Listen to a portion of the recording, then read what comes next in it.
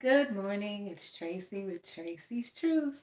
Day 4, pros and cons of home buying. Just some tips and tricks that I learned from my long process. Real estate agent. Ensure that you research your real estate agent to ensure that you all have a good fit. I mean, even like down to personality wise, to their experience, years in the game, their brokerage, meaning the people that most times a real estate agent, if they don't have their broker's license, they work underneath. Research that company as well. Also, make sure that they are familiar with the area that you are looking in for your home. Because now the real estate game is booming. There's so many real estate agents out there because it's very lucrative. So people get into the game for the money aspect of it. I personally wanted to get into the real estate game to keep the middleman out and keep all my money. However, that test was gruesome, the pre-test.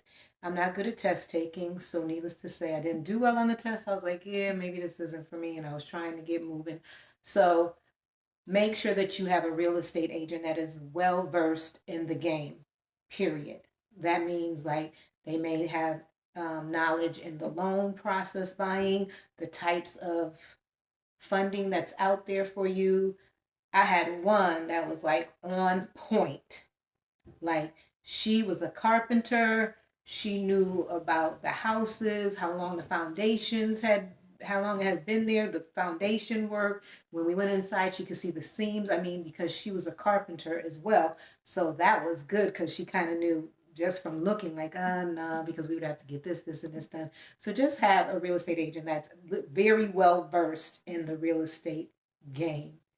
That will benefit you immensely. And like I said, also just knowing other things, like even a real estate agent that also has an inspection license, that could save you money as well in the end because she's your real estate agent, she or he, and they have an inspector license. So it's like 2 for 1. So then you're not having to pay two different people because you do have to put down the payment, not a payment per se, but you have to sign a contract saying that this is the person that's going to look for the homes for you, blah, blah, blah, that you won't um, have any other real estate agents working with you. But if it doesn't work out between you and that person, then that contract is null and void, and you send a letter saying, well, it's not working out, basically, what have you, and I'm moving on. I had to do that with one of my agents because, like I said, I believe that it was a lot going on here in the city of Atlanta. It was a buyer's market 2.5 years ago, and I had seen like over 50 houses with her, so she was probably tired of me, which I understood.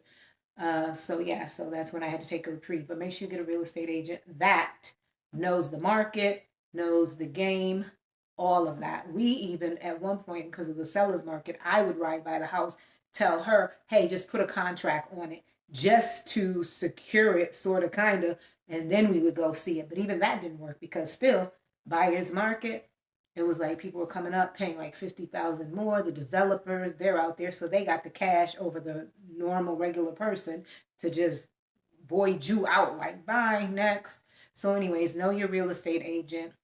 Um, like I said, personality wise, and as far as experience, like I said, as far as knowing structural information, knowing how to know about the electrical units when you go see it, if it's up to date or what have you, very, very helpful. So that's my day 4 tip. Thank you. Have a marvelous Thursday. Today is really my Friday. Enjoy.